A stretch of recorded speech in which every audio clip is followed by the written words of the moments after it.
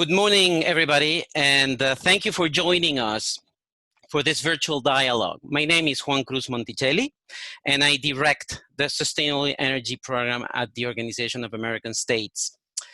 And today, we will discuss how energy, sustainable energy, can contribute to economic resilience in the Caribbean in the context of COVID-19 and the upcoming hurricane season, which actually started a couple of days ago. I would like to begin by thanking the U.S. Permanent Mission to the Organization of American States for their support of the Energy and Climate Partnership of the Americas and of this webinar series. This support is making it possible for the OAS to sustain a fluid dialogue on energy issues in these trying times. I would also like to thank our panelists for their participation today and for sharing their knowledge with us and with our audience. I would like to point out that the recording of this event will be made available to all on the ECBA website, that's ecpamericas.org. And today, our panelists will look at three main issues: the Caribbean responses to COVID-19 and the impact of the pandemic in the region, ongoing plans for the 2020 hurricane season, and a possible vision for the energy sector post-COVID-19. There will be a Q&A session at the end of the panel, and you're encouraged to submit your questions throughout the event and when the time comes for the Q&A session by clicking on the bottom right side of your screen. At the end of the panel, we will select a few questions for our panelists. And before we launch this event, I would like to poll the audience. And please tell us which sector you represent by choosing one of the options on your screen. And I'm going to give it a few seconds.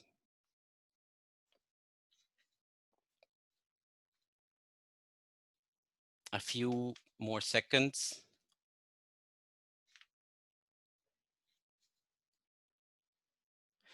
Thank you. And now let's take a look at those results. So 50% of you hail from government sector. We have also some private sector representatives. So 50% government, 25% private sector. We have no one from academia, no one from financial sector, and then a few from international organizations and others. Thank you. So now I am turning it over to Cletus Springer. He is the director of the Department of Sustainable Development at the Organization of American States. Cletus, the microphone is yours. Thanks so much, Juan Cruz, and good morning to all of our viewers and listeners to this webinar.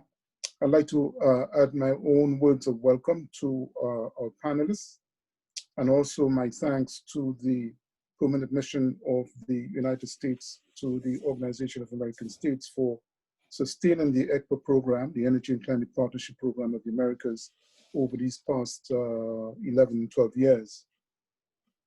I don't think it would be an overstatement to say that the Caribbean is now facing a tsunami of challenges.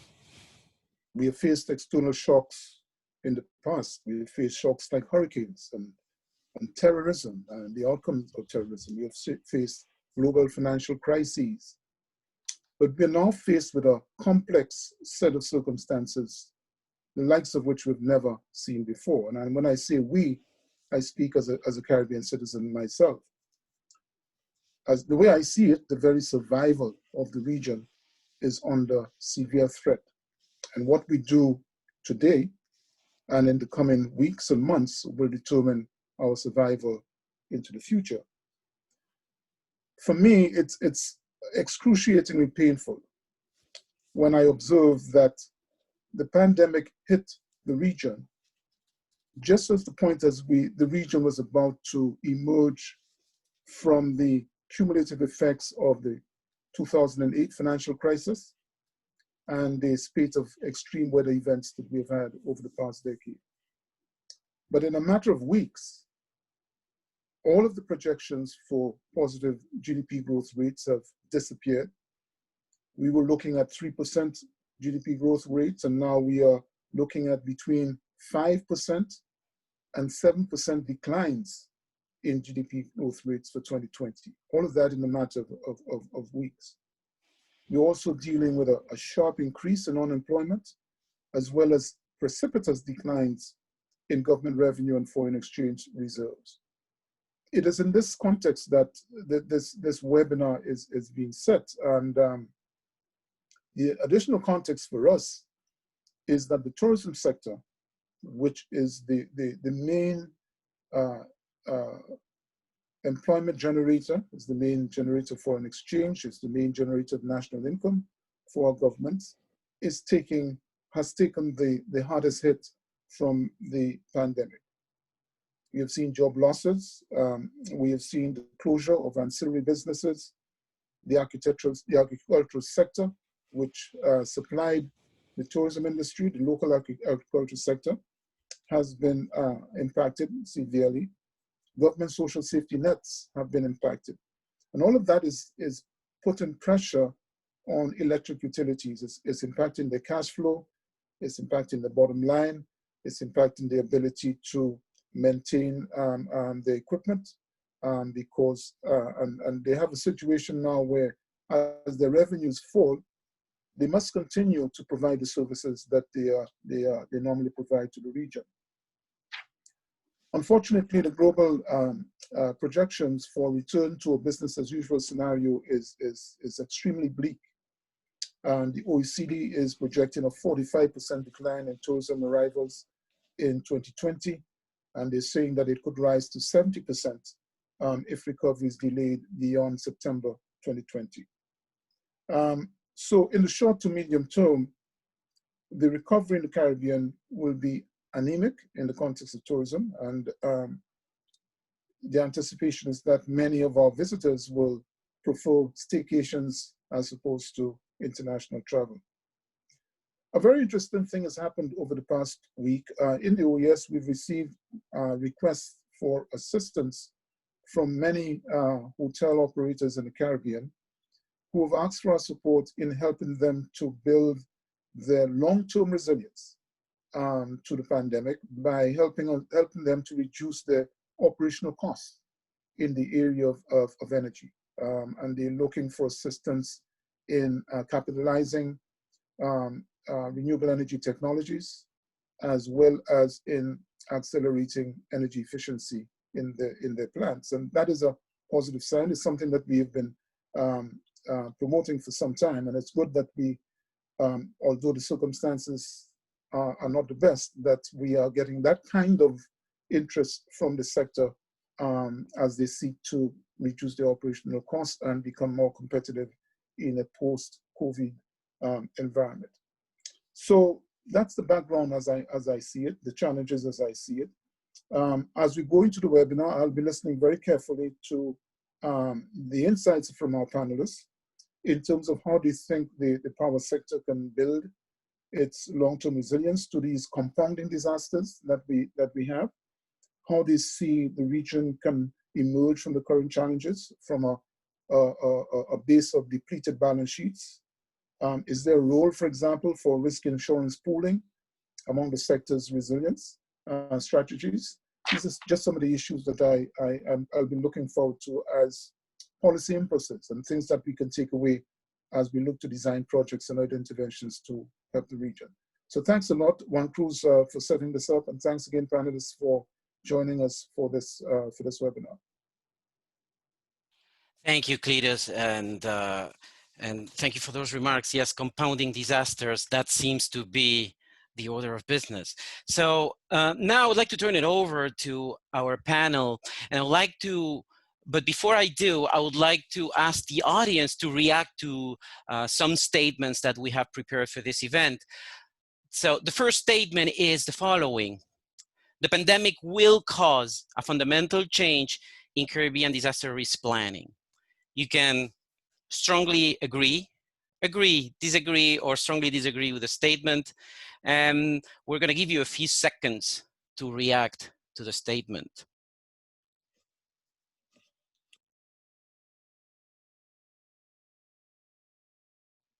5 more seconds.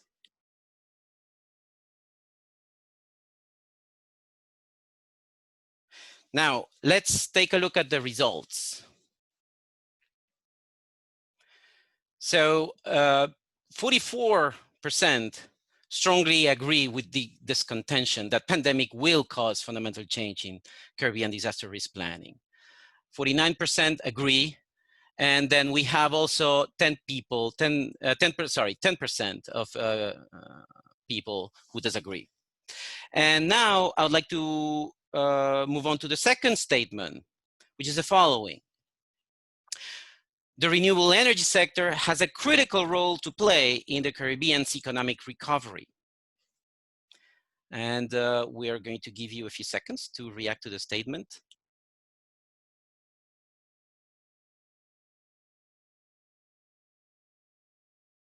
Five more seconds.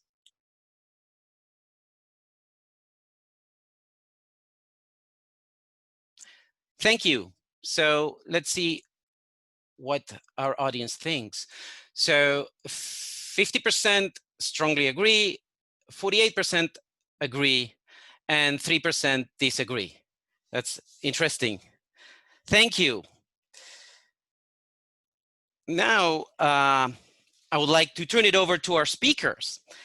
We have with us today Victoria Healey, and she's a project leader of the Clean Energy Solutions Center at the National Renewable Energy Laboratory. We have Ricardo Case, Engineering Services Director at Jamaica Public Service Limited. Thornley Myers, General Manager at St. Vincent Electricity Services. Cletus Bertin, Executive Director of the Caribbean Electric Utility Services Corporation. Gerald Lindo, Sustainable Energy Expert, Caribbean Center for Renewable Energy and Energy Efficiency. And Brian Samuel, and he is the coordinator for public-private partnerships at the Caribbean Development Bank. Now, let's start with Vicky. What are your thoughts regarding our discussion today? Vicky, the microphone is yours. Great. Thank you so much, Juan Cruz, for the kind introduction, and to the OAS for including me in this important discussion. Just real quickly, a sound check to make sure you can hear me okay? We can hear you. Excellent, great, thanks so much. So as we enter this third day of the official 2020 hurricane season, which forecasters at NOAA's Climate Prediction Center predict a 60% chance of an above normal season, we also find ourselves grappling with the devastating impacts of the COVID-19 pandemic, a crisis that is disrupting everyday life and causing significant economic uncertainty. Dealing with the risk and fallout of one of these events alone is incredibly challenging, but combining the two at the same time creates an overwhelming prospect and urgent need for actions that are centered on energy, economics, social, and environmental resiliency for the Caribbean. Clearly, countries in the Caribbean region are most vulnerable and on the front lines of battling the devastating forces of hurricanes, and the region has been hard hit economically by the necessary actions taken, such as travel bans and forced business closures, to contain the spread of the COVID-19 virus. The tourism industry, that is such a big part of the Caribbean region's economy and a major contributor to GDP, has come to a halt.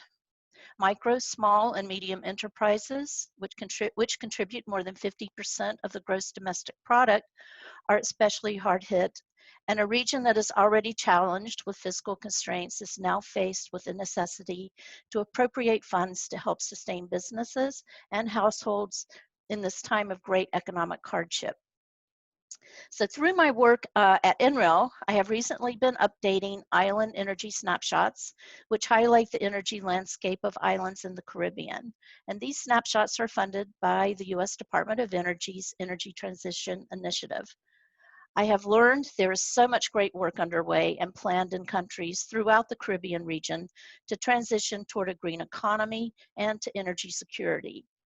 The data I collected for these snapshots demonstrates a rapid transition toward renewables and away from dependence on imported fossil fuels. Changes are occurring so quickly that I realize there is a need for more frequent updates and better methods to access data. And that said, due to the pandemic, I understand that there are now delays in planned projects, and there is a disruption in finance flow from investors. On Tuesday, I had the pleasure of attending a virtual ministerial dialogue that was co-hosted by IRENA and the Alliance of Small Island States. The discussions focused on accelerating the energy transition in small island developing states to stimulate post-pandemic recovery. Many of you may have also joined that webinar. The roster of panelists was impressive and included dignitaries from Caribbean countries and other island nations, and I heard common threads throughout the remarks, including, one, there is a need for renewable energy project finance that is easier to access. Many processes in place are costly, complex, and time-consuming, and suitable financing strategies that are tailored to the special circumstances and vulnerabilities of small island developing nations are imperative. Two, how do the islands increase the number of bankable renewable energy projects to attract investments, especially now as investors face their own COVID-19 related economic challenges, such as loss of jobs within their sector, uncertainty in the marketplace, and increased number of defaults. Three, there is a need to break from a strong reliance on imported fossil fuels and switch to using indigenous renewable resources like solar, wind, and geothermal to fulfill energy and electricity needs.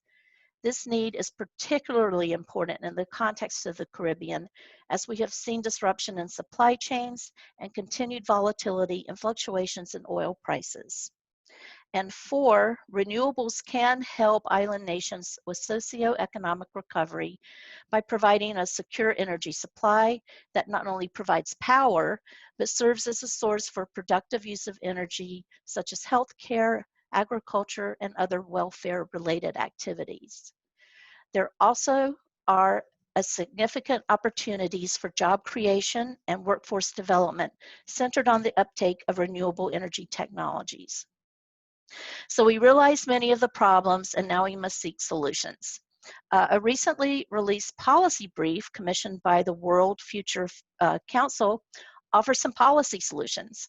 One way to provide socioeconomic stimulus with renewable energy is to scale up existing renewable energy policies and include such provisions as, one, designating renewable energy as critical and essential to ensure continuity along the supply chain to create a resilient and secure energy supply. Renewable energy systems can assure security of supply even when worldwide supply routes are disrupted. Renewables can produce electricity at more stable prices than fossil fuel-based generation and prevent fluctuations in energy prices.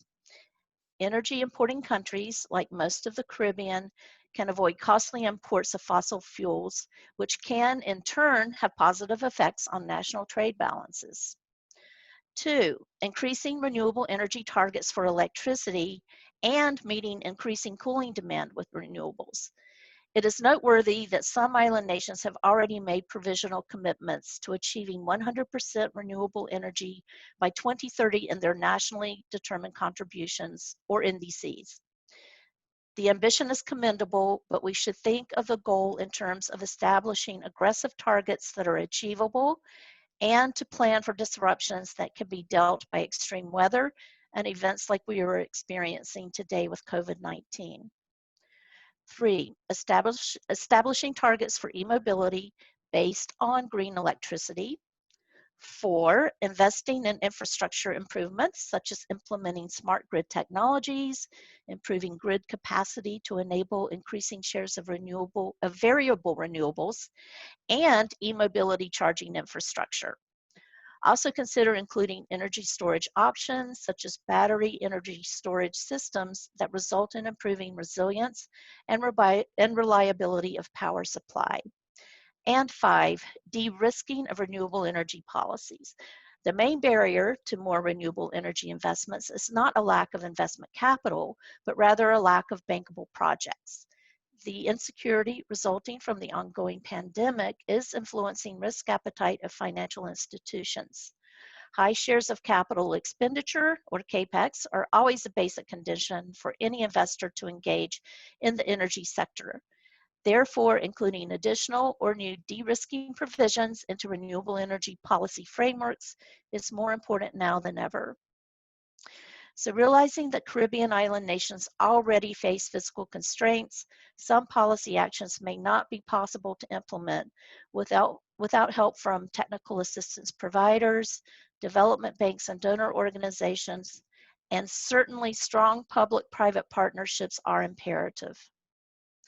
Clearly, with the many restrictions in place around in-person engagements, there will be an increase in delivering technical assistance via remote and virtual platforms. As the world learns to operate within this new post-COVID landscape, new tools and approaches for knowledge sharing, capacity building, and technical assistance on clean energy are needed. While remote assistance will not work for every situation, much can be done through use of the many technology options we have available to amplify and accelerate the human and institutional capacity needed to achieve the clean energy transition. Also, there are many good resources and best practice guides that are readily available and can help, such as the CARICOM Energy Knowledge Hub, the OAS Information Center, the Caribbean Center for Renewable Energy and Energy Efficiency, the Energy Transition Initiative Islands Playbook, NREL's Publication Library, the Clean Energy Solutions Center's Resource Library, UNDP's report on de-risking renewable energy investment, and many, many more. Also, do not hesitate to turn to technical assistance providers and implementers for support, like the OAS and the Clean Energy Solutions Center. Also, IRENA's Small Island Developing States Lighthouses Initiative, and there is the Climate Investment Platform that helps countries establish tailored, ambitious clean energy targets in their NDCs, provides support for well-designed clean energy policies and regulations, helps with financial de-risking through risk mitigation instruments to help ensure project bankability, and helps to ease access to clean energy finance and investment. Engaging in peer learning platforms is important, like the Alliance of Small Island States, which is very helpful for sharing ideas, experiences, successes, and lessons. So all of this has created so many questions, and it seems there are more questions than answers at this stage. The challenges cannot be solved individually. There needs to be international unity to address the many problems that lay in front of us and to develop solutions that center on building economic, social, and environmental resiliency. Renewable energy has a role to serve in turning what could be called a desolate situation into an opportunity.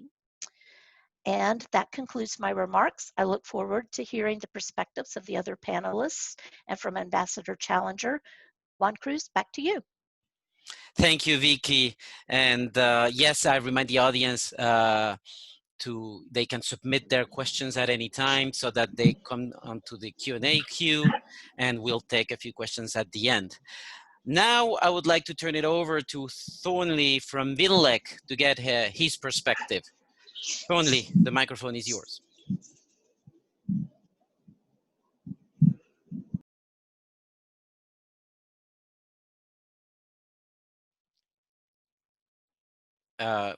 Remember to unmute yourself so that we can hear you. Yeah. Good morning, Juan, and good morning to the other panelists, and good morning to all those who've taken the time to be part of this very interesting discussion and timely discussion. This morning we're speaking COVID-19 and the 2020 hurricane season, sustainable energy as a building block for economic resilience in the Caribbean. And if we were to give a yes or no answer to this, I think clearly we would arrive at the position where we would perhaps all conclude that sustainable energy does have a significant role to play as a building block in building resilience and resurgence of the economies in the Caribbean. There's absolutely no doubt about that. But I think perhaps I'd want to go back a bit to speak to what has taken us to the point of seeing COVID-19, its impact on the region, and considering renewable energy as a building block. I think even before COVID-19, all of us would conclude that sustainable energy is an important building block in terms of the future economic and social infrastructure in our society. And I think COVID-19 has just sort of put this more on the front end, so to speak. Because as we look at COVID-19 and its impact in the region, it has exposed some of the soft underbelly of our economic and social situation in our respective territories in the Caribbean. I speak from a utility perspective, and perhaps I should highlight some of the issues which COVID-19 has brought to us. Certainly across the region, and some of the survey that I've done with my colleagues, we are seeing a situation where peak demand in some of the islands have fallen between 10 and 20%. Energy sales have gone from anywhere from 10 to 25%. And in some cases, there are some islands that have seen very little reduction in terms of energy sales, but are seeing significant reduction in revenue. So the sales are there, you're selling energy, but there is a situation where your collection is certainly not what it used to be. I know, for example, in the case of St. Vincent and the Grenadines, month to month in April 2019, April 2020, we've had a situation where sales basically haven't changed, but we've seen a 20% reduction in collection. And that is going to impact on how us and other utilities in the region move forward. The social impact, we talk a lot about the economic impact of COVID, but sometimes I think we underestimate what is the social impact of COVID-19. I would perhaps just highlight a particular case that may very well exist in other islands. While we speak of high coverage of our electricity customers, and most of us will speak of 95, 98, 99% coverage, because of the impact of COVID and the move to online education, we recognize there were persons who were certainly going to school, some in secondary school, some in primary schools, who did not have electricity and therefore could not tune into online education. And as the energy provider, how do we seek to address issues such as those, to bring to light and to highlight as an energy provider, what can we do? But significantly, we have been meeting, seeking to meet that challenge, and as a state-owned utility, seeking to work with all of the sectors in the country to ameliorate the impact of COVID. We are together rising to that challenge.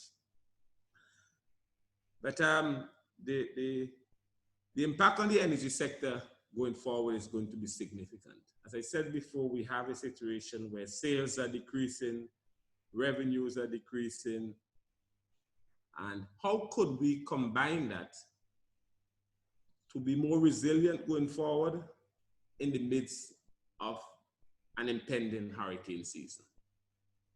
One of the things that utilities are certainly doing, and recognizing that they need to do it, is we have a situation where we're having fallen revenues, and we need to stock items that are important to take us through our hurricane season. So we are at the beginning of the hurricane season. Many of us are already in contact with our suppliers to identify and to stockpile stock items which are important to rebuilding our systems in the event that we are impacted by a weather system. Clearly, there is going to be an issue as we move forward. Some of us who were pretty advanced Clearly, we may have the stock items there. And we are seeking to build relationships, as we have done over the years, for some of the utilities in the absence of the cash, to certainly have these relationships where suppliers will keep on hand items that we will need as we move forward into the hurricane seasons. So the absence of cash is certainly providing a challenge for us as we move forward. And I believe together as a region, and online we have our executive director of CARILEC, I'm sure he would speak to some of those issues. We will seek to overcome those challenges. The issue of how do we deal with persons who are delinquent in their payment? How do we as a utility handle those issues? How do we be an empathetic corporate citizen? And how do we make sure that our citizens avail themselves of the service such that, for example, the kids can continue with their online education? Those are some of the challenges that we will face as we go forward. The region is small. We share resources, and the diverseness of our region simply puts us in a position where we can simply assist each other as we move forward. In terms of planning, as I said before, many of our utilities clearly at this point in time are preparing their stock items and clearly preparing for the season. With respect to the role of renewable energy, over the last several years, many of us are moving more and more towards renewable energy system. There is many islands are investigating geothermal. Many have had fairly significant solar energy systems. I don't think that in any regard we are going to use this, any one of us are going to use this as an opportunity to scale back, even in the absence of reduced financial position. I think we understand and accept the role of renewable energy going forward. Many of the islands are continuing their investigation into geothermal. We here in St. Vincent are continuing our push towards solar PV and in particular geothermal energy. We are not in any way going to be fooled by what now exists as low fuel prices and the overall low cost of electricity. I think we have to be determined and understand that as we go forward, what we are seeing now perhaps is just a blip, and we will return to those days when energy costs will be exorbitant and out of the reach of most of our citizenry. So I think we are committed to moving forward with our renewable energy projects. I think Victoria has provided a very excellent platform as to how we can perhaps use other avenues and use the resources available for us to scale up and to address the issues that clearly would come out of this issue. As we approach the hurricane season again, there's going to be challenges. Islands are perhaps going to be hit. How do we operate in an environment where COVID is around, but we need to share resources and perhaps share workers, utility workers traveling across the region to participate and to assist in building systems and assisting countries in recuperating subsequent to a tropical storm or hurricane. This is one of the issues that we really would need to take on board and to see how we can, in the midst of COVID, if any of our islands are hit, how could we be resilient and continue to use the long-standing partnership that we have built over the years to help each other to overcome and to restore our systems. I also think that coming out of COVID and its impact on the utilities, I think there will be a greater appreciation of the role of sectors of our customers. Many of us, especially those islands that are driven by tourism, and some in the region of 25, 30, up to perhaps 40% of their sales are driven by the hospitality sector. I think what has happened in the midst of COVID is going to get us to look a little closer at the importance and perhaps take our customers more in our confidence to see how we can build a greater partnership with them. You know, sometimes we think it's not by design, but we live and work with our customers every day, and they're sometimes taken for granted. When you see a particular sector of your society affected to the extent that it's affected, and then it affects your bottom line and your operations, I think going forward, we will even extend a closer relationship with our hospitality sector in helping them to build energy efficiency system, helping to educate them on conservation, because they need us as much as we need them. And this is a time as we go into the next, the new tourism season, recognizing that many of those customers in the hotel sector would not have the level of customers. How can we work with them? How can we manage with them in helping to reduce their costs? I think Victoria made the point. I think Cletus made the point at the beginning when he said that he's noticed, and they've noticed at the OAS, that the number of customers in the hotel and tourism sector approach them as to how they can improve efficiency and improve their level of conservation. This, I believe, is important for the community as we move forward, because we in St. Vincent always say, we sell energy. We want you to use energy, but we only want you to use energy in an efficient manner. So if coming out of COVID, we can continue to use energy in a more efficient manner, I think our society in general will benefit out of this exercise. I will want to stop here at this point and come in at a later point when we have questions and further discussion. Thank you, Thornley. And yes, I think everyone's trying to find a silver lining to this situation. I would like to turn it over to Ricardo from JPS. Let's hear about your perspective on this. Okay, thank you and good morning. Thank you to the OAS and ECPA for this opportunity. Vicky was on spot. She covered almost every aspect of what we're going through now, and Thornley certainly brought a good utility experience and perspective to the discussion. Myself, I have a utility background, and my slant will also resemble what Thornley did from a utility perspective. So I'd like to look first in terms of the experience on the Jamaica side. So Jamaica, as we are now, we have 590 confirmed cases.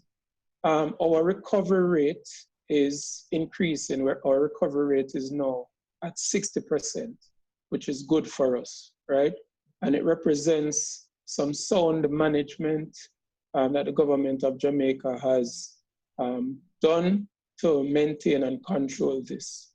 We understand now, as the country is opening up, we have now opened up our borders to receive nationals and non-nationals later this month, that we do expect that we're gonna have increased numbers.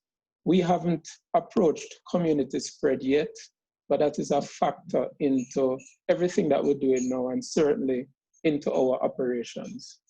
Thankfully, to date, no JPS team member or contractor has been diagnosed or contracted the coronavirus. So therefore, we have all our hands on deck for our work teams. Very early into the process, we activated our Central Emergency Operations Center, which is led by our CEO. It first was tailored to respond to natural disasters. We had to tailor it to respond now to a pandemic situation. The situation is different because the grid is intact, but the supply chain was disrupted and the people are disrupted. So it required a different approach. With the slowing down of the economy, the speakers before had mentioned it, our case in Jamaica, we saw where our day demand fell by as much as 13%, and our evening peak, our system peaks in the evening, as high as 10%.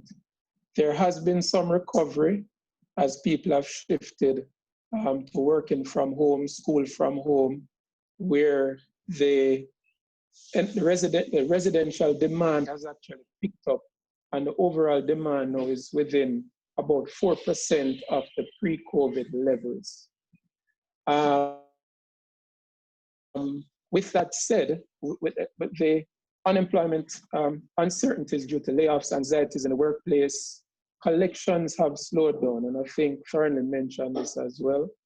And it put us into a cash crunch situation, as much as 30% for our collections. And unfortunately, our non-technical losses, we have a big problem with that in Jamaica, is heading in the wrong direction. So what it means is that people are taking the opportunity to use the energy without paying for it in a different manner. So the supply chain was disrupted. It forced us into a situation now where we had to reevaluate our annual operating plan. We had to reprioritize projects, change schedules. We had to negotiate terms, consignment terms with some of our suppliers and with stakeholders. And we had to basically reforecast the expected benefits from many of the projects that we're doing. Work from home is a reality. We have pretty much up to 60% of our workforce now working from home, and we still remain highly productive. In fact, productivity has increased based on the note that we got from our HR people. And people are kind of tending to like the work from home scenario. But as we go into the hurricane season now, this is where the challenge begins. JPS has an enviable record of hurricane restoration. Our last major hurricane was Hurricane Sandy in 2012. And with Hurricane Sandy, it was a Category 1, but it was a slow-moving hurricane across the island, affecting 77% of our customers, right? We had devastation to our transmission, distribution grids, etc.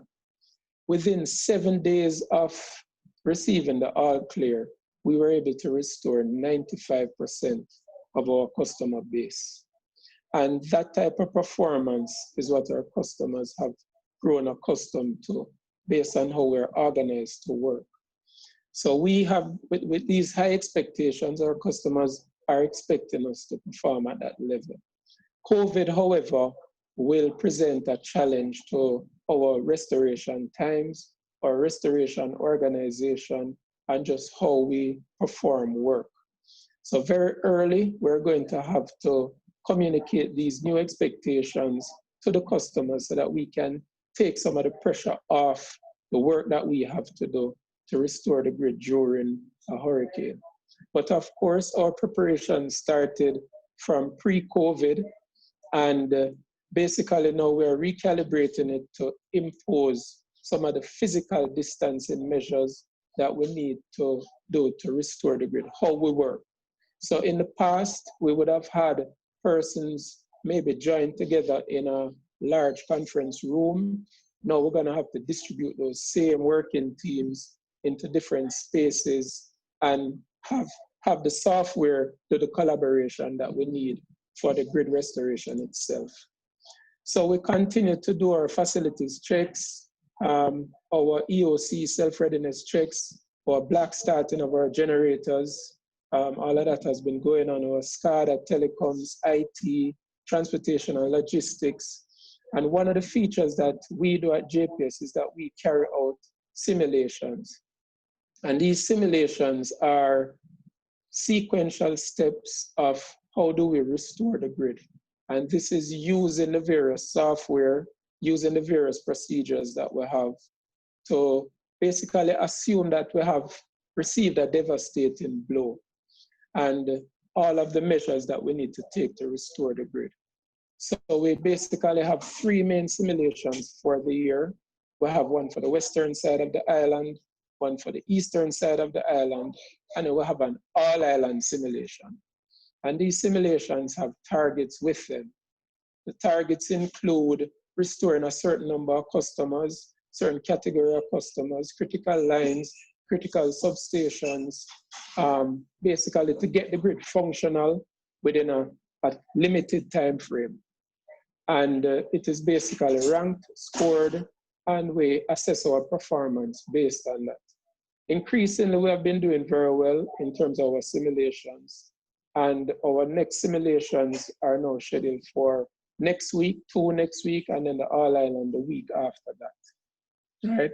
We have actually included our contractors into some of our simulations as well, because we realized that there was a communication gap between what we expect of our contractors who assist us with our restoration work and our intentions. And that proved to be highly beneficial for us and motivating for the contractors as well. So finally for me, in terms of our vision for the energy sector post-COVID-19, Vicky touched on almost all of them, Thornley as well. So we basically have to tear down what we had and rebuild it based on the new reality. The load demand curves have shifted and it may not return to pre-COVID. New studies will have to be done to determine the best and optimal expansion plans for the grid. We have to rationalize, repurpose, fixed and stranded assets. We might have to halt the delay on some of these large infrastructure projects that we're doing. The business cases for some projects that in the past were very difficult to get approved have suddenly been approved. So COVID has actually given us that opportunity to leap forward or bring the future into the present. Work from home will continue. Our customers, we find, are less tolerant to outages. Therefore, more liveline work might have to be employed. We have to have shorter duration for planned outages. Customers want to be educated, so our mobile app has to graduate to become more interactive and include with it, I heard Thornley mention, energy management, energy efficiency education. Right now, our customers are beating us up in the media because their energy usage has gone up. They don't understand it, the bills are much higher, so we're being hated now in the media, and that's a big challenge for us.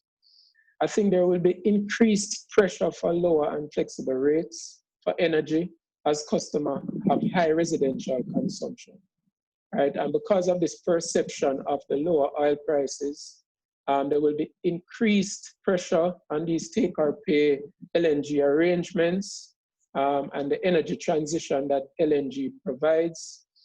There will be general change of the rate-making mechanisms. So the regulator will basically be challenged to redesign how the rate is actually done now.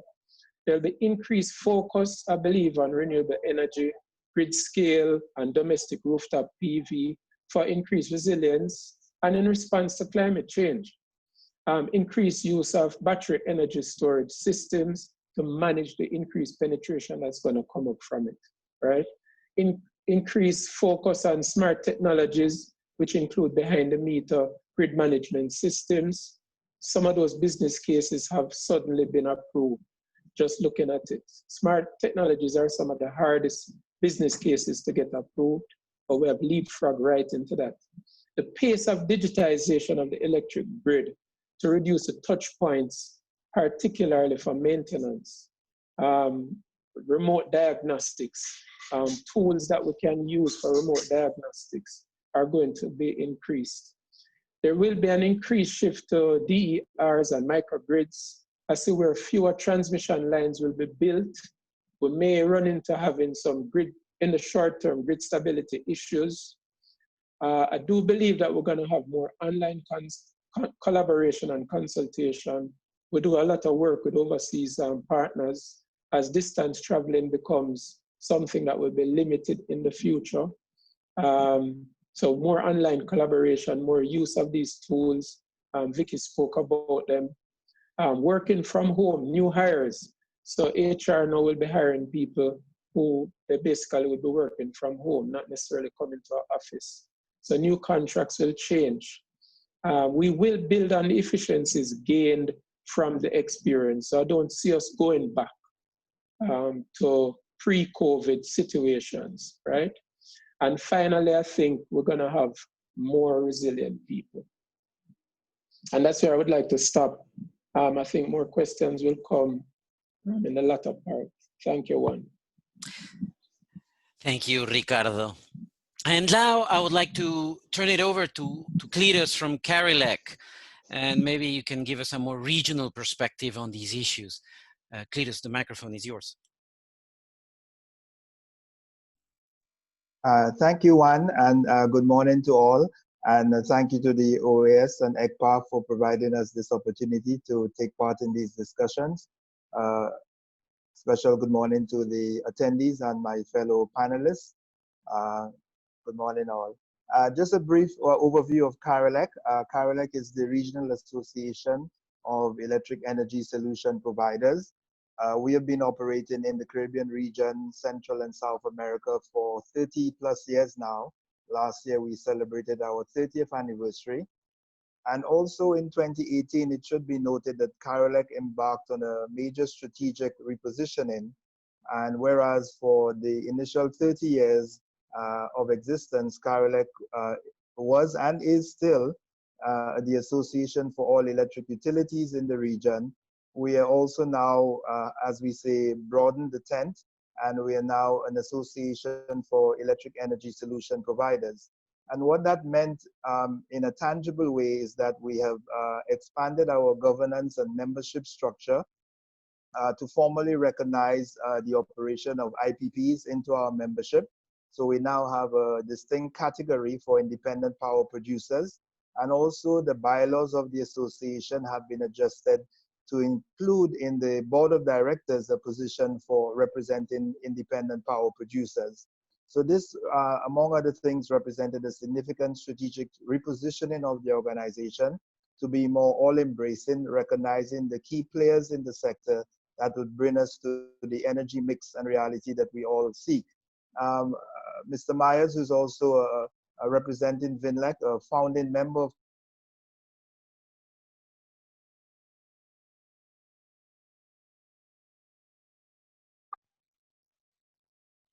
CARILEC and presently a member of the to a reality. CARILEC, as we speak now, just wrapping up this introductory phase, comprises of 32 electric utility members, 6 IPPs, and that category is expected to grow over time, and 80 plus associate and affiliate members.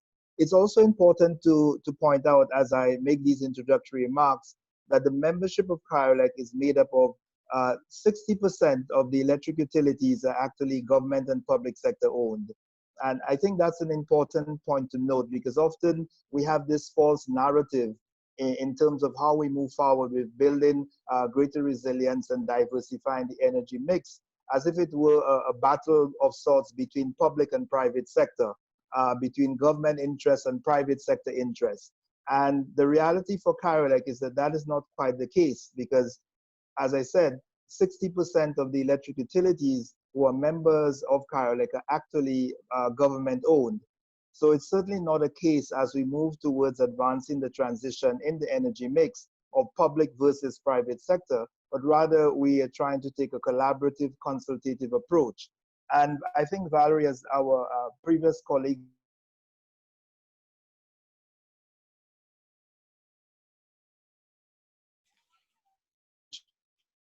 Cletus? We're having some technical difficulties. If you can bear with us just a minute. Many of the recommendations are indeed still very relevant in terms of policy de-risking measures and instruments, and also financial de-risking measures and instruments. And these include, among others, loan guarantees, political risk insurance, public equity co-investment, feed-in tariff, and PPA-based bidding processes, all of which would have to come from a comprehensive, well thought out regulatory and policy framework. And so CARILEC as a regional association has been working with OCA, the Association of Caribbean Utility Regulators, and with CARICOM in regulatory roundtables over the years with a view to bring about that regulatory and legislative environment and framework that would cause a de-risking from a policy perspective in terms of investments in the renewable energy sector.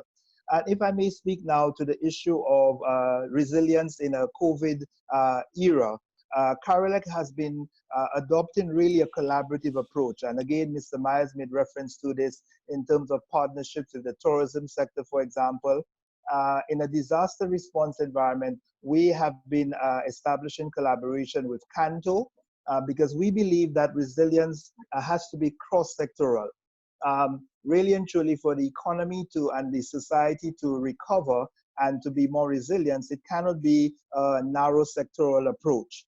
So we have, for example, an MOU with Canto, which is the Caribbean Association of National Telecoms Operators, an industry association like CARILEC for the telecoms providers.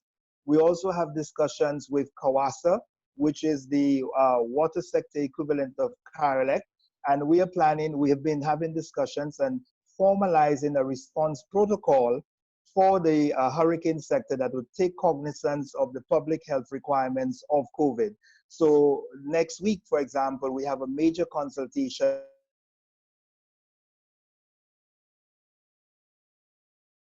which will culminate our discussions we've been having, and then to CAWASA with a view to finalize the protocols for disaster response in a COVID age.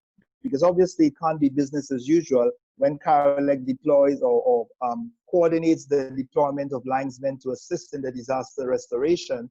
We have to be mindful of the COVID era implications and precautions that need to be taken. And finally, I would just make reference to the point that building resilience, both in the era of climate change and weather systems and in a COVID environment, has to be multi-layered. In addition to multi-sectoral, it has to be multi-layered. And by that, I simply mean that it's not just an organizational industry response. It has to start from the individual level, the community level, organizational level, the national level, the regional level, and the international level. And that's no easy thing to accomplish, but I would contend that it is possible if we approach it before the disaster is at our doorstep. So, for example, in the case of building resilience, we have to recognize, for example, that resilience also is very much at the individual level, the emotional, mental level. Our frontline workers and responders are resilient in the emotional and mental approach to disasters. And COVID, I think, laid that bare in that obviously if somebody is suffering from the virus or directly impacted from the virus, they would not be able to respond in a way to assist others. So again, we have, for example, at CARILEC, we've had 2 webinars thus far on wellness, mental and emotional wellness, which was facilitated by accredited psychotherapists on the question of wellness and the challenges of working from home, the challenges of social isolation, where persons do not have that sort of interaction with others on a regular basis as we are accustomed to. And these sessions were very well attended, and we got follow-up requests for counseling and for further interventions as a result of talking through the issues related to emotional and mental wellness, which is a critical aspect of resilience. So as an industry, we cannot ignore the individual, personal, emotional, psychological challenges that we have to confront. And for some of our members, they have in place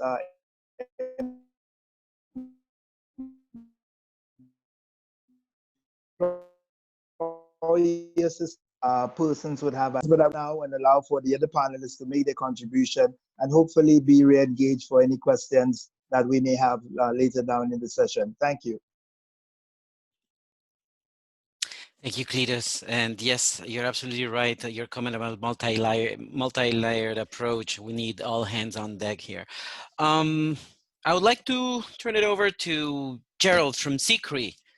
What do you have for us?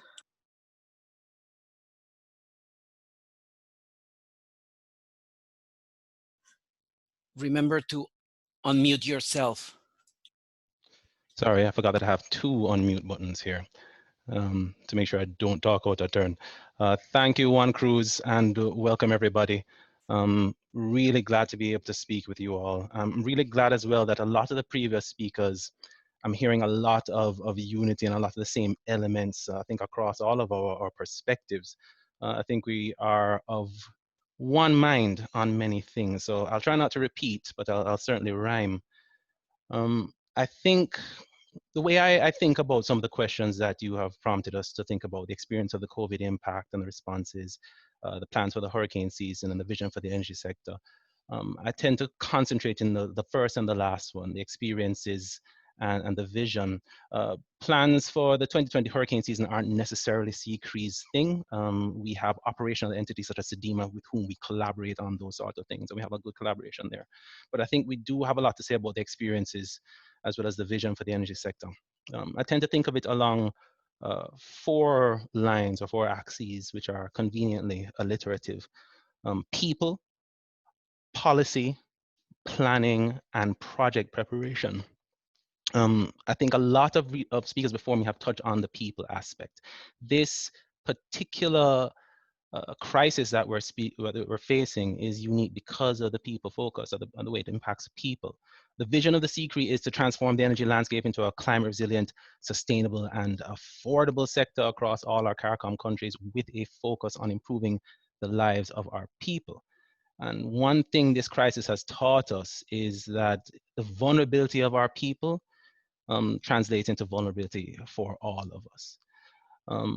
On the macroeconomic level, we've seen a lot of structural weaknesses in our economies, right? Particularly, we have this dependence on tourism and remittances that gets disrupted at a time when people can't travel, at a time when people can't get to work, at a time when people are themselves pressed in their economic situation so they can't send things to relatives. And on a microeconomic level, we see these challenges creating great difficulty for workers and for the dependents.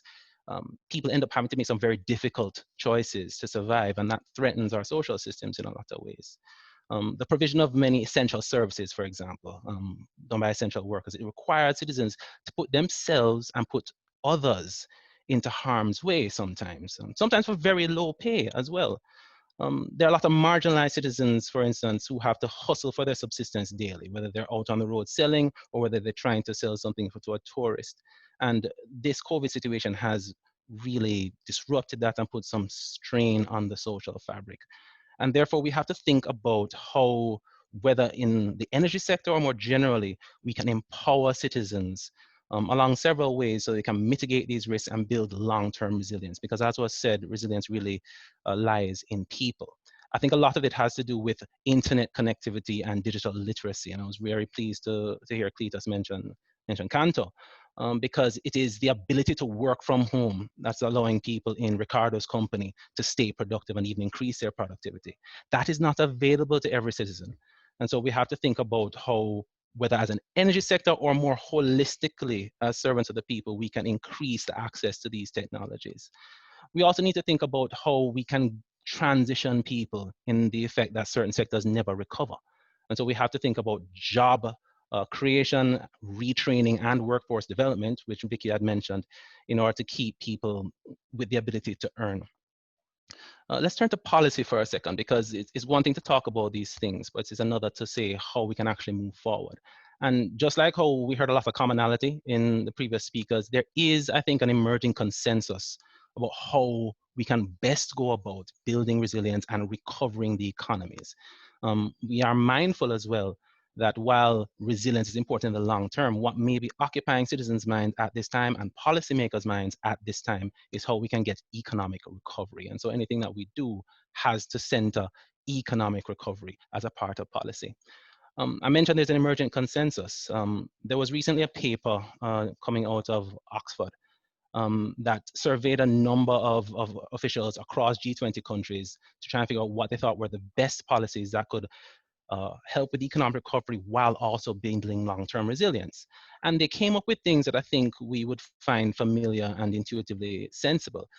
The 5 policy sectors that they looked at were, and these policy sectors have high potential on both the economic multiplier and the climate impact metrics, were clean physical infrastructure, so we're talking about clean energy, building energy retrofits for efficiency, investment in education and training, that's that people focus again, natural capital investment, so we're talking about rebuilding our destroyed environments, which adds to hurricane resilience, and also doing research into clean R&D, the technologies, the sectors, and the approaches that we can use to carry out this energy transition that we're all facing. How do we implement these policies? This brings me to planning. One of the main focuses of CCREEE for the next few years and into perpetuity will be planning for resilience and planning for the energy sectors across our Caribbean countries. We are undergoing a program of developing integrated resource and resilience plans. We are currently active in 3 countries. By the end of next year, we'll have done it in 5, and the approach that we're taking is to institutionalize IRRP planning right across the Caribbean. Many of the people here and those listening would be familiar with integrated resource planning. But one thing that this crisis has shown us, if the hurricane season didn't show us before, and if climate change didn't show us already, was that we have to be planning for resilience. And that can be for the kind of things that we face during the hurricane season, but also precisely for this sort of situation that we're facing now with COVID. It is a shock to the system, a demand shock, and that has created operational challenges and changes that all of our utilities are going to have to face. And so we need to add an extra layer on top of the traditional integrated resource planning framework. We have to plan for resilience. So what we have done is that we have partnered with the Caribbean Institute of Meteorology and Hydrology to bring in some of that climate data. We are talking to the utilities in the countries we're working to hear what's going on in terms of the demand impact of this COVID scenario. And through a collaborative process that's bringing together the utility, the regulator, the government ministries, and other stakeholders, we are trying to work through a process for integrated resource and resilience planning. We're learning as we're doing, because bringing resilience into IRPs is not something that has been traditionally done. So we are trying to, as a Caribbean whole, blaze some trails in this regard.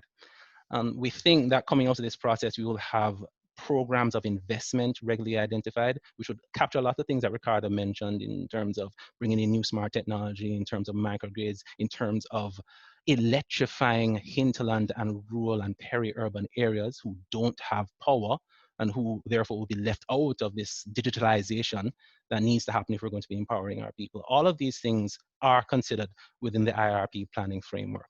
And as we learn from that, as we perfect approaches coming out of that, we want to institutionalize that knowledge, we want to share that knowledge, and we want to transmit it across the Caribbean so that over time we can have a knowledge base and we can improve our planning processes so that we can have resilient infrastructure. But that brings me to the very final point, project preparation. We can do lots of work considering the people, considering the policy, and doing the planning, but then we have to get over the hump from having a really nice plan to having something solid on the ground. One of the other flagship activities that CCREEE is working on is the project preparation facility. And what that's going to be trying to do is to make those good ideas and good plans into bankable projects by providing the services that project proponents would need to get over that hump. That could be environmental impact assessment, that could be gender assessments, that could be help working through the business models. Whatever it is, we want to provide that. And we're doing that in partnership with our partners that we've always had, UNIDO chief among them. We think that by focusing on all these steps, focusing on the people, thinking about policy, planning in a correct and holistic way, and then implementing projects in a correct and holistic way, we can build the things that we need in order for us to be resilient. And importantly, we can have economic recovery. if it is that we're going to be investing in our energy systems, we're creating good and high quality jobs. If we are increasing the digitalization, increasing access to digital services, more people can work from home.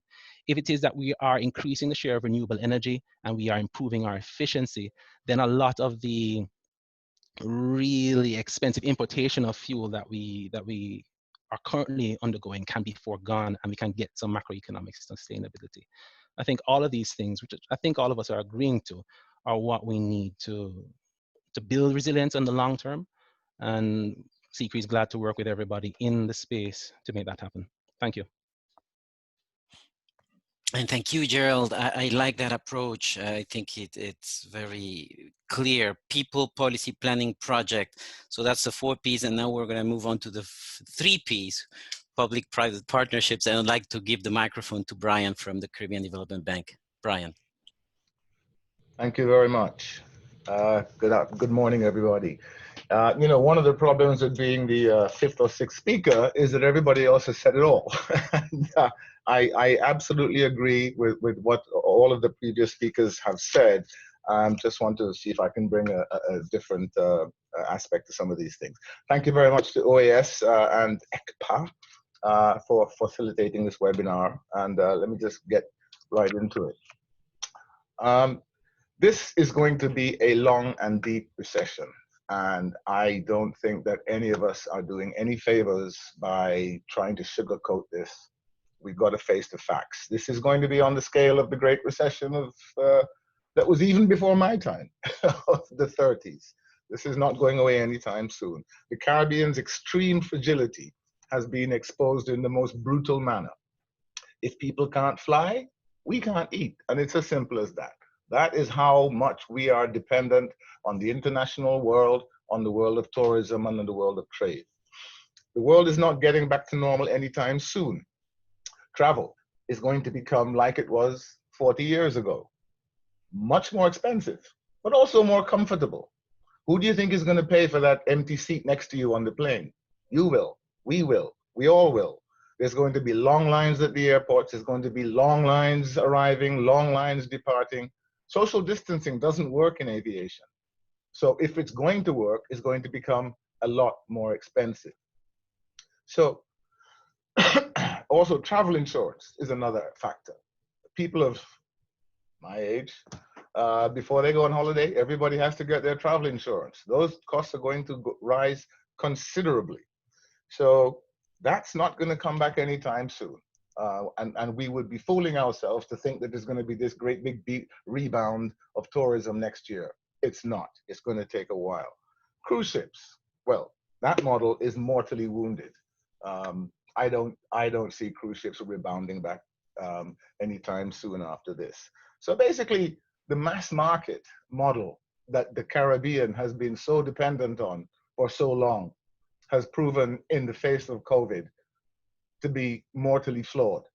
And I think we need to have, as my brother likes to say, a new paradigm. We need to have a new way of looking at development, a new way of saying, well, where are we going in tourism? Where are we going in cruise ships? Where are we going in all of these things? We're talking about a GDP reduction this year of anywhere between 20 to 40%, and only slightly less next year.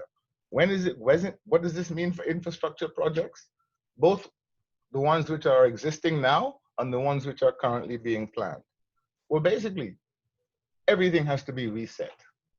You can't have an economic model where you're talking about reductions in GDP of between 20 and 40%. You have to go back to the drawing board and redo all your calculations. Everything has to be rebased, reset, recalculated. All demand predictions that were done prior to 2020 are invalid because the world has literally paused. And there is no certainty. In fact, I think there is certainty that when it unpauses itself, the world is not going to get back to normal. If you're doing a demand curve and you have a reduction, as we had in 2008, 2009, when things pick up again, you don't pick up to where you were before. Everything has to come down a notch. And the world has been taken down a peg or three. I mean, quite literally. So what does this mean for infrastructure in the Caribbean? Well, the infrastructure pipeline, like everything else in the world, will slow down. Existing investors are already invoking force majeure, which I've heard from, from various people talking around the Caribbean region. They're already talking about force majeure. They're making mention of it. Some of them have actually invoked the clause, and new investors are on hold. If I'm just about to close on a financing deal on a water project, electricity project, airport, port, roads, I'm going to say, hold on a second. I need to pause for a cause. I need to look at these numbers again to see where this project and this country and this region is going, because we need to recalculate. COVID has made all infrastructure projects in the Caribbean more risky. The risk profile has gone up on all of them. The demand profiles have to come down, and new risks have appeared on the horizons that people never really thought about. In all my 20 years of working with IFC and doing PPP and privatization deals in Africa and in the Caribbean, when it comes to force majeure, I think pandemic is, I can barely remember any discussions over pandemic risk. Yeah, pandemic risk. Yeah. Force majeure, we'll do that. Now, it's a different thing. Who's going to pay for pandemic risk? If I'm an investor and I'm coming to Jamaica, Grenada, Barbados, and I'm going to say to the government, if there is a pandemic risk, it's your risk, not mine. That's a different ballgame altogether. That entirely changes the risk profile of the project to the government and to the people. So in future, the questions are already started to be talking about who is going to bear pandemic risk. Right now, it's a force majeure. But if the investors start saying, well, we don't want to take this anymore, we want the governments to accept pandemic risk, different world. So what must we do in going forward? And as you said, PPPs is for my sins, my specialty. And if we needed strong PPP policies, strong capacity within PPP units, strong capacity within government, if we needed that before, we need it 10 times more now. It is absolutely essential that the Caribbean region really get the act right on public-private partnerships, because it's going to become a lot more difficult to get investors to come on board and to risk millions and hundreds of millions of dollars in these projects now, because the risk profile has increased so much. So basically, we need help. The multilateral development banks, including Caribbean Development Bank, World Bank, IFC, EI, the whole alphabet soup. We need to get together and we need to channel technical assistance programs and to assist the Caribbean countries in getting infrastructure projects launched. I like what you said, Gerald, about the project development facility. When I started working in international development, I worked for 5 years, 6 years with the late great Caribbean Project Development Facility, which is a program in the 90s, which helped exactly what you were saying, Gerald. It helped regional investors to take their projects and make them bankable. We help them by financing feasibility studies, market studies, environmental studies, and we got a success fee at the end. That model has to come back because governments are strapped for cash. They don't have the money to hire the team of consultants, the army of consultants that I call them, to come down and to set up these projects correctly. So a project development facility, absolutely, if it was essential now, it is even more critical going forward. And finally, you mentioned about this. Yes, this is the third day of this hurricane season. I just want to say I'm not a disaster risk specialist by any means. I just want to give a word to some people who are very dear to my heart. Maybe you could see by this, I like sailing. And I used to own sailboats, and I sail whenever I can. And I want to say a shout out to the world's the hundreds, thousands of sailors in the Caribbean right now who are literally stuck between a rock and a hard place. I have good friends of mine, Ken and Sheila. They live on a boat in the Bahamas. They were planning to come down to Grenada for the hurricane season. Now they're not sure what they're going to do because they're not sure if they can get in anywhere. And there are people crossing the Atlantic on sailboats who arrive, who rock up in the Caribbean and say, what on earth has been going on? There are people who are literally stuck on a boat and cannot get ashore because of the COVID restrictions. And one person in particular, he's a single-handed sailor, and he has come to the Caribbean and he can't get ashore anyway. And he's decided that the only place that will take him is the place that he came from. And he is now sailing single-handed from the Caribbean back to England again, having stopped nowhere. And by the way, he is literally single-handed. Man has one arm, and he's now sailing back to the UK. So there are a lot of people in this real predicament. I just wanted to say shout out to my sailor friends, and Godspeed be with you all. And finally, when it comes to planning for the hurricane season, well, it's too late to be planning because it's here. You can't plan for something that started 3 days ago. All I want to say is, repeat after me. Our Father, who art in heaven, hallowed be thy name. Please don't make it too hard for us this year. Thank you very much. Amen, Brian. So thank you all. Thank you. I would like to thank our panelists for their interventions. And now I will move, we'll turn it over to our audience for some questions. And I have here a question. How can we overcome the challenges of recruitment and training of engineers under the work from home regime? We would like to take the question. Again, it's how can we overcome the challenges of recruitment and training of engineers under the work from home regime? And I guess, Gerald, go ahead. Remember to unmute yourself. I will offer a little bit of CCREEE's experience. We too have struggled with this, right? I think everybody's work arrangements has been disrupted, and we're trying to learn as we go. It points back to something I mentioned earlier, and it was mentioned by others. You have to pay a lot of attention to your IT infrastructure. You have to have the tools and the ability not just to work from home, but to effectively collaborate.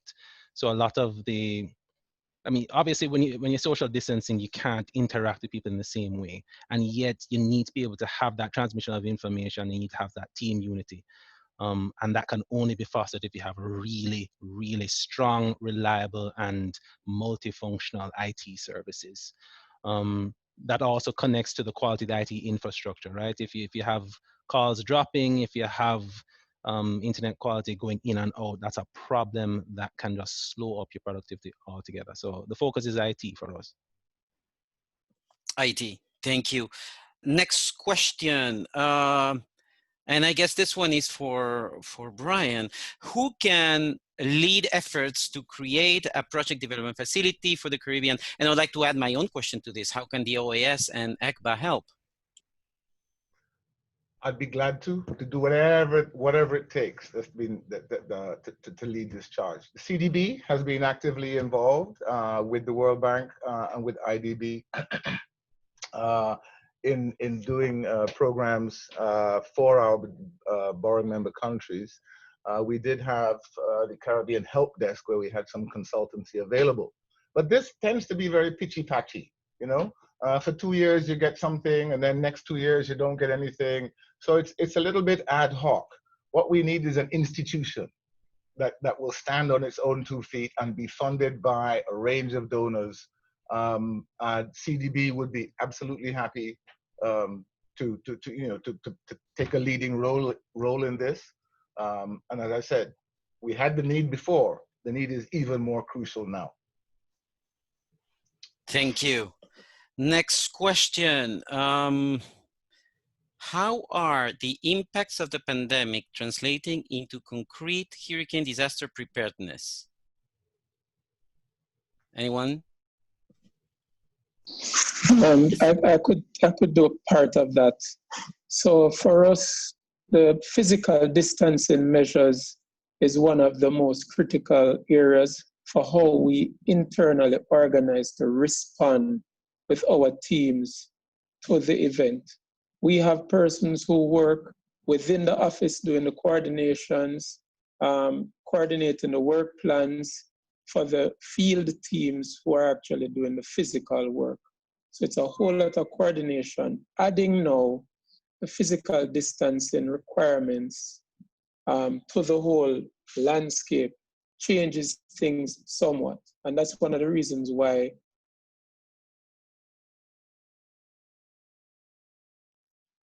Thank you. I have here another question, see how many we can take. Given that we are dealing with Caribbean economies and their infrastructure with electricity and communication lines vulnerable to the physical elements in a time of hurricane, what can and will be done to treat with the new ethos of working more online? In the event these are disrupted, the consequences will be even more magnified than happened in the past.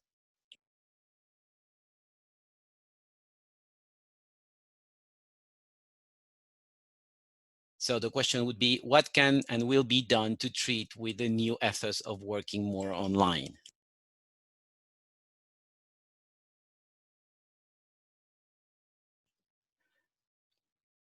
Well, I'd offer a few things.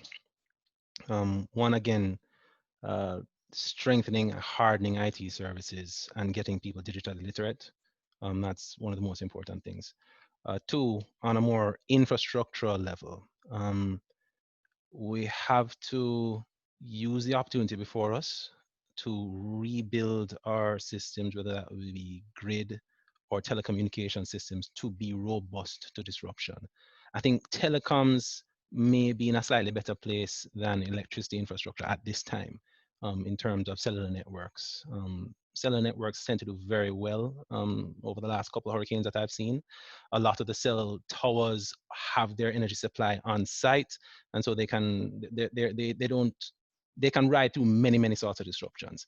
The grid now is where more work is being done and needs to be done in terms of whether switching to microgrid situations, increasing the deployment of smart technology, in terms of operational readiness. Ricardo had mentioned that JPS has a pretty good record so far, and may that ever continue, and may other utilities also improve their ability to recover from disaster through various operational measures. Or I think it was Thornley who mentioned as well, having a good relationship with your suppliers so you can have things in place and ready to go. All of these things I think have to be a part of it.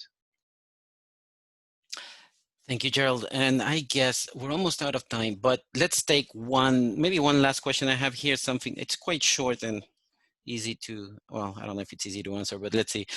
Is there a major increase in non-technical losses across the region? So this issue was tackled by one of the speakers. So I guess the question would be, is there a percentage, or is there can you quantify it?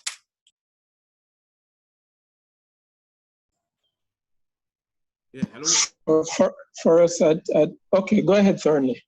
No, you can still chip in, but I guess in times where you have economic difficulties, you can reasonably expect that you can have a situation where non-technical losses would increase. But I think all of us are in this business together, and I think utilities are offering, in some instances, even in the midst of this pandemic, some utilities have been offering payment plans for their customers to help them to ride through this situation.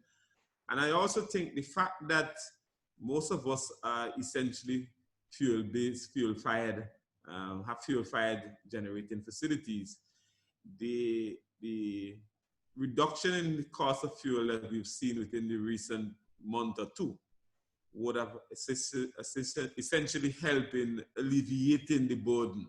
So I would expect, yes, that perhaps in some islands you will see it, but this ought not to be seen as the norm.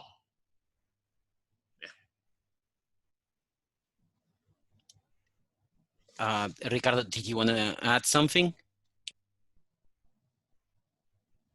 Yes, our movement has been close to about 0.3% on the non-technical losses. So just to quantify it.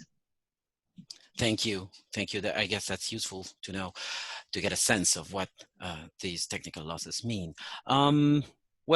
I would like to thank the audience for their question, and especially our panelists for their responses and for their interventions. And now I would like to move it to turn it over to Ambassador Challenger for his closing remarks. Ambassador, the microphone is yours.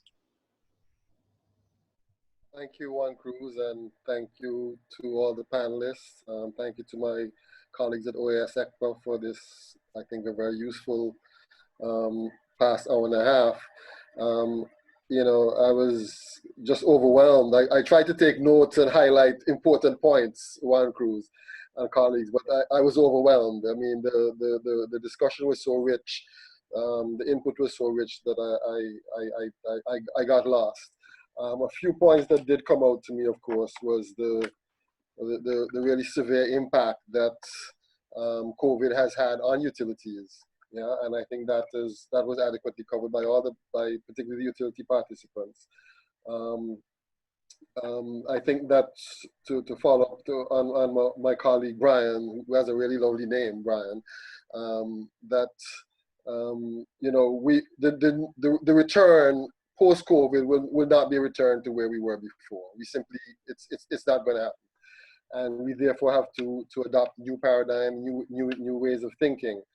I'm a regionalist at heart, and I was very encouraged by the responses from Cletus, from Dr. Bertin, and of course from our colleagues at CCREEE. I think that is going to be really critical. Some of the points that came out there was, you know, we in a nutshell, we will need to be working together more. That, of course, has its implications because digital infrastructure will become even more important. This was a point that came up continuously during the discussions. I don't want to take it too much further, Juan Cruz. I think that I just want to say thank you to everyone.